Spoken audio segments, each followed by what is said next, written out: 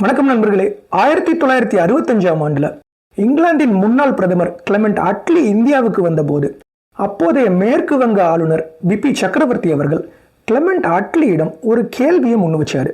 அதாவது, மகாத்மா காந்தி முன்னெடுத்த வெள்ளையனே வெளியேறு இயக்கம் 1942ல் ஒண்ணுமே இல்லாம போனதுக்கு அப்புறம் இந்தியாவில் வேறு எந்த போராட்டமும் நடக்கல.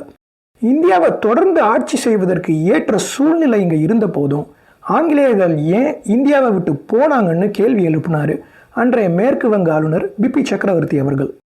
அதுக்கு கிளமெண்ட் அட்லி என்ன சொன்னாருன்னா, இந்தியாவுக்கு சுதந்திரம் வழங்கப்பட்டதுல நேதாஜியின் இராணுவம் ஆற்றிய பங்கு முதன்மையானது என்றும், அதே சமயத்துல அகிம்சை இயக்கம் சொல்லிக்கிற அளவுக்கு எந்த ஒரு தாக்கத்தையும் ஏற்படுத்தலன்னு தெரிவிச்சார். முன்னாள் பிரதமர் அட்லியின் இந்த ஒரு பதில் நம்ம பள்ளிக்கூடத்துல நமக்கு சொல்லிக் கொடுக்கப்பட்ட வரலாற்றின் நம்பகத்தன்மையை கேள்விக்குறியாக்குது.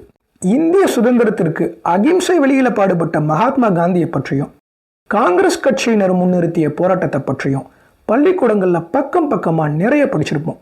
ஆனா ரெவல்யூஷனரிஸ் என்று அழைக்கப்படும் புரட்சியாளர்கள் நடத்திய வன்முறை போராட்ட வழிமுறைகளை பற்றி நமக்கு எதுவுமே சொல்லி கொடுத்துருக்க மாட்டாங்க. நேதாஜி சுபாஷ் சந்திரபோஸ் பற்றி சும்மா ஒப்புக்கு சொல்லி கொடுத்தவங்க அவரது இராணுவம் இந்தியாவில் எப்படிப்பட்ட தாக்கத்தை ஏற்படுத்தியது என்ற விஷயத்தை இருட்டடிப்பு செஞ்சிட்டாங்க. அதை பற்றியும் நீங்க தெரிஞ்சுக்கணும்னு நினைச்சா இந்த பதிவை தொடர்ந்து பாருங்க. புரட்சியாளர்கள் எவ்வாறு போராடினார்கள் என்றும் ஆங்கிலேயர்கள் மனசுல அது எப்பேற்பட்ட பயத்தை ஏற்படுத்தியதுன்னு நாம தெரிஞ்சுக்கணும்னா 1857ல் என்ன நடந்ததுன்னு முதல்ல நாம தெரிஞ்சுக்கணும். இதை பற்றி தனியா ஒரு பெரிய பதிவை போடலாம். ஆனா இப்போதைக்கு ரொம்ப சுருக்கமா அதை பார்க்கலாம். 1857ஆம் ஆண்டுல பிரிட்டிஷ் இந்திய இராணுவத்தில் இருந்த பல இந்திய சிப்பாய்கள் ஆங்கிலேயர்களுக்கு எதிராக திரும்பினாங்க. ஆங்கிலேயர்கள் தமக்கு கொடுத்த கட்டளையை ஏற்காதது மட்டும் இல்லாம ஆங்கிலேயர்களையே சுட்டு கொள்ள ஆரம்பிச்சாங்க. ஆயிரக்கணக்கான குடிமக்களும் பல்வேறு சமஸ்தான ராஜாக்களும் காவல்துறையினரும் நேரடியாகவும் மறைமுகமாகவும் நம்ம சிப்பாய்களோட சேர்ந்து ஆங்கிலேயர்களை எதிர்த்து போரிட்டாங்க. இதுல பல ஆங்கிலேயர்கள் கொல்லப்பட்டாங்க. பலர் உயிருக்கு பயந்து ஓடி ஒளிஞ்சாங்க.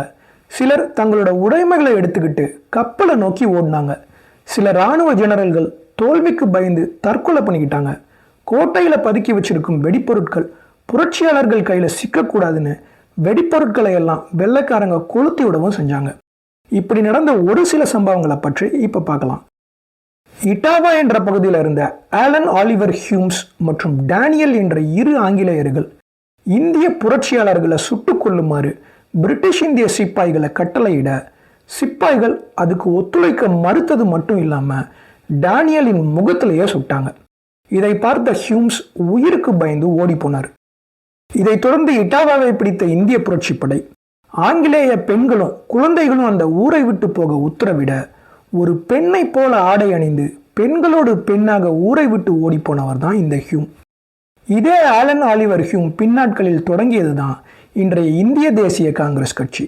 அடுத்ததா இன்றைய பாகிஸ்தான்ல இருக்கும் பெஷாவர் நகரத்துல இருந்த பிரிட்டிஷ் இந்திய இராணுவ துருப்பான 55th ரெஜிமெண்ட்டும் கிளர்ச்சியில் ஈடுபடவே அதன் தலைமை ஜெனரலா இருந்த ஹென்ரி ஸ்பாட்டிஸ்வுட் தன்னைத்தானே சுட்டுக்கொண்டு தற்கொலை பண்ணிக்கிட்டாரு.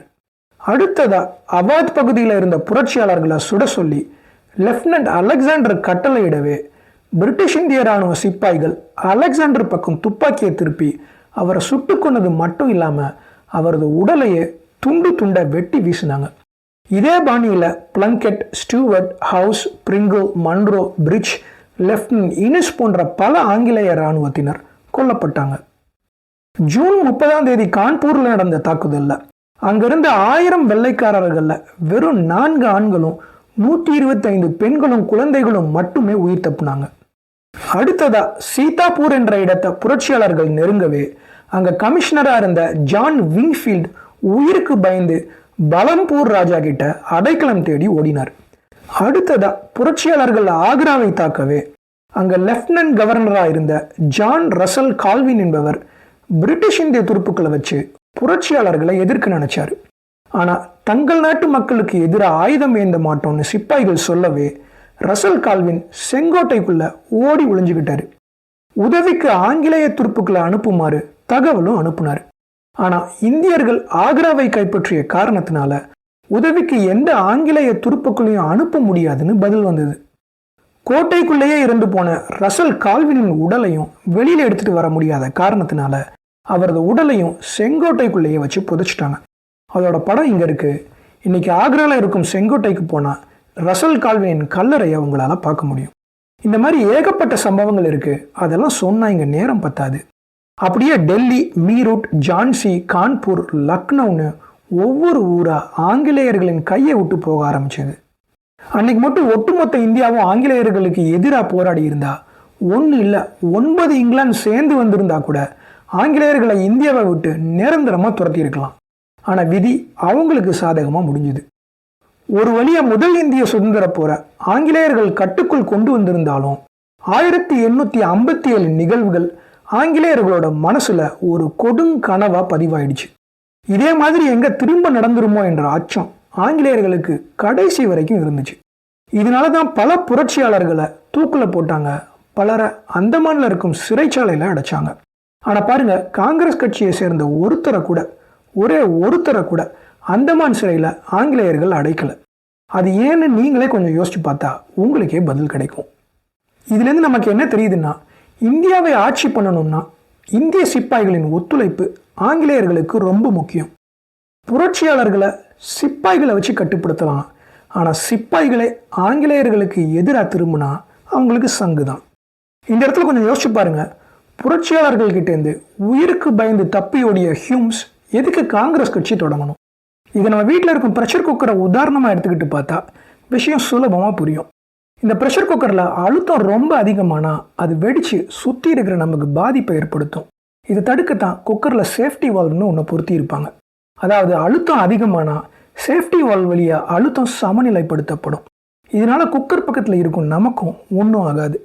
இந்த குக்கர் தான் இந்தியா, காங்கிரஸ் தான் அதன் சேஃப்டி வால்வ். அதை சுற்றி இருப்பவர்கள் தான் இந்த ஆங்கிலேயர்கள்.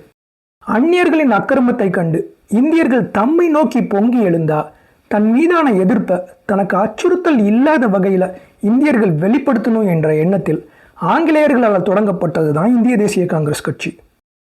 எந்த 1857 திரும்பவும் நடந்துடக்கூடாதுன்னு ஆங்கிலேயர்கள் பயந்தாங்களோ அதே நிகழ்வுகளை திரும்பவும் நடைமுறைப்படுத்தி காட்டினார் நேதாஜி சுபாஷ் சந்திர போஸ். அது எப்படின்னு இப்போ பார்க்கலாம்.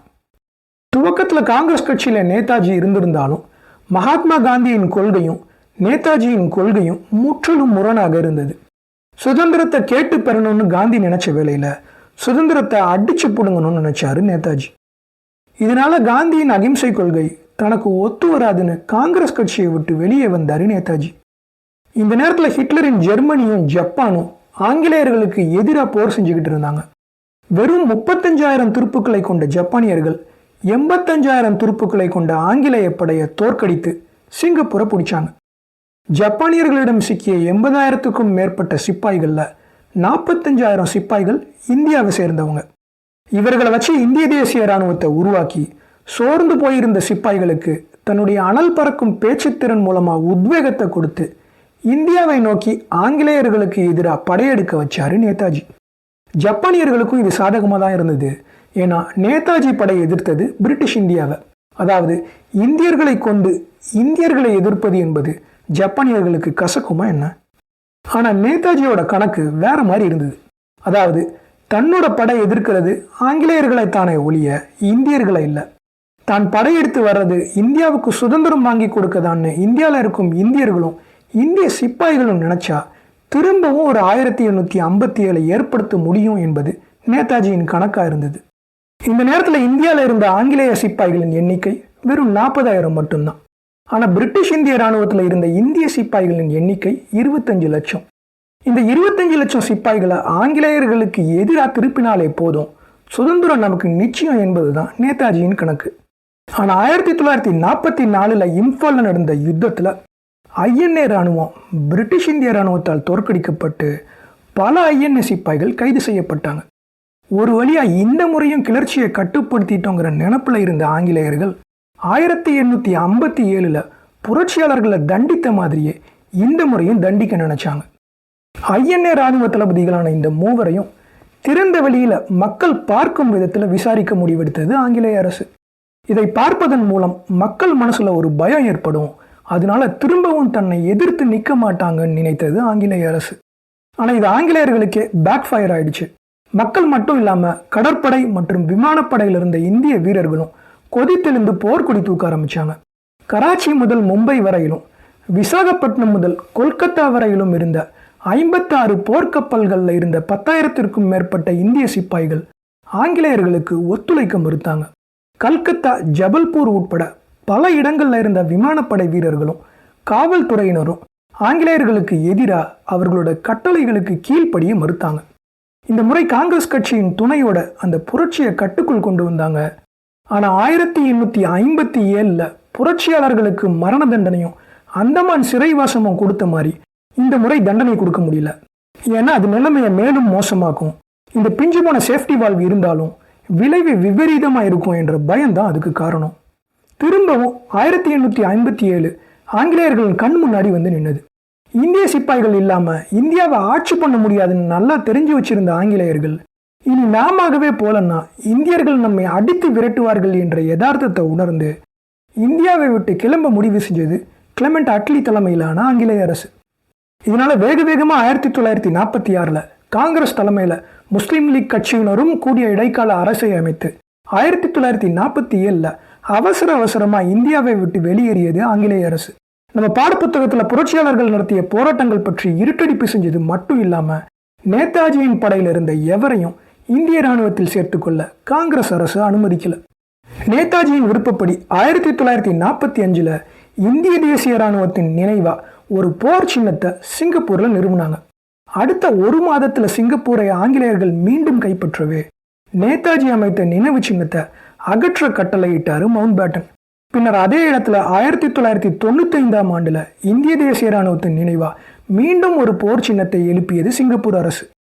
1857 போர் பற்றியோ புரட்சியாளர்கள் கொடுத்த குடைச்சல்கள் பற்றியோ நேதாஜி ஏற்படுத்திய எழுச்சி பற்றியோ நமக்கு எதுவும் சொல்லித்தரல. ஐஎன்ஏ இராணுவ நினைவுகளையும் வரலாறுலேருந்து அழிச்சாங்க.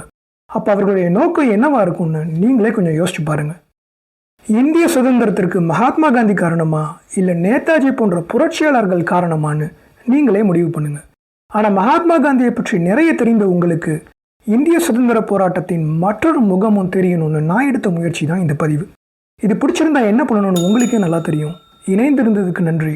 அடுத்த பதிவில் சந்திக்கலாம். நான் ஜெயநாராயணன்.